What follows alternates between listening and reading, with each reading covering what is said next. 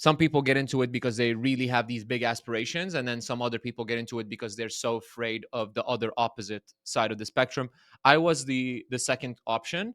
When I was a student at USF here in Tampa, um, during my freshman sophomore year, I was just doing what normal college kids do, right? Going out, partying, having fun, doing my thing. And honestly, I don't regret it at all. I think it was like some of my best years. I had a lot of fun. And when I started to realize that, oh shit, like I'm really starting to not have money in my account, which I understand is like fairly normal for a lot of people, because in college, you eat ramen and you penny pinch everything like that.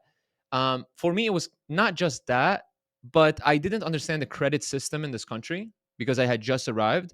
So I was applying to like Discover, and they would give me like 3K, and I'm like, "Oh my god, we're going out." You know what I mean? So I thought this was money that was mine, and I didn't calculate that this is something I have to pay back.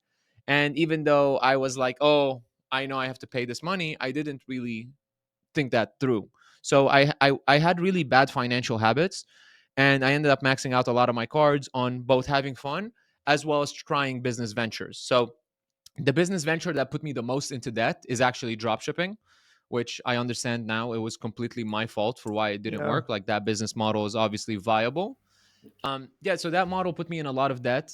I was running paid ads. I didn't know how to calculate my numbers. So that's how I learned the skill of running meta advertising, is just through watching YouTube videos and trying to build my own stores.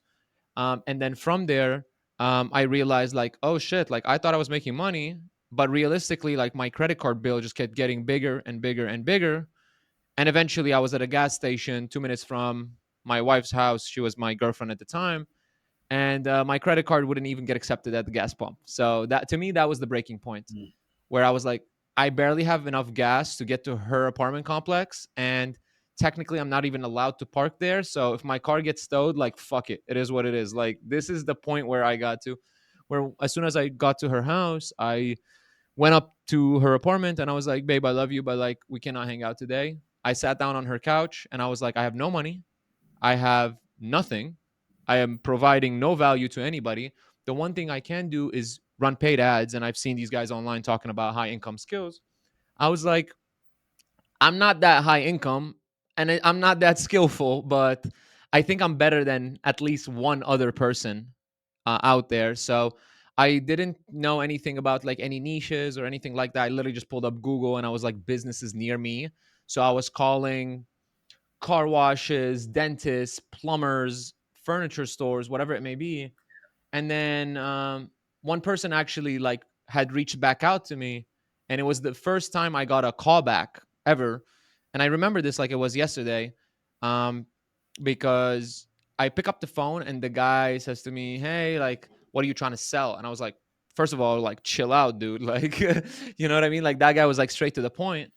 And then I told him, I help businesses run Facebook ads. And then he says to me, and I quote, this is word for word what the guy said. He said, I spend $100,000 a month on Facebook. What do you know that I don't? And I was like, damn, brother, like that's a good question, because I had never seen $100,000. So, like, what do I know that he doesn't? So I really just challenged him and I said, are you running lookalike audiences, which we all know is the dumbest little thing. It's not really something that makes a strategy completely different. Um, he liked that I challenged him, and I ended up going to his business. Um, I had printed my Canva presentation at the USF library, which I was stressing about because I was like, this is not school material. Like, I'm going to get kicked out of campus, you know?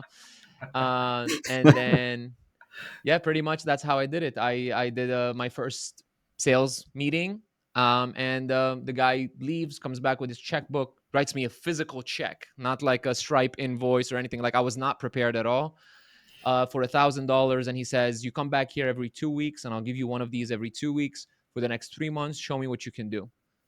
And I'm leaving the furniture store like I am the happiest human being on the planet, because it was the first time I had made money without actually spending money and without losing money before making money. So I was like, holy shit, like I need to scale this. This is like the best business model in the history of mankind.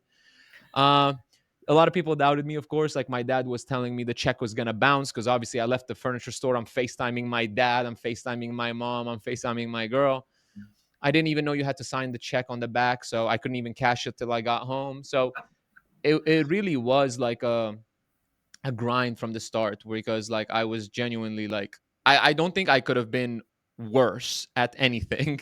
So it was definitely a massive learning experience, obviously, to get to the level where we're at now. If you're interested in learning more about the tidbits and advice that they have, then you should consider subscribing to the Two Comma Club newsletter, where you'll get daily updates and advice on the podcast and the things that we are learning from the individuals who have made at least $1 million. Just go to 2ccnewsletter.com or click the link in the description down below and subscribe.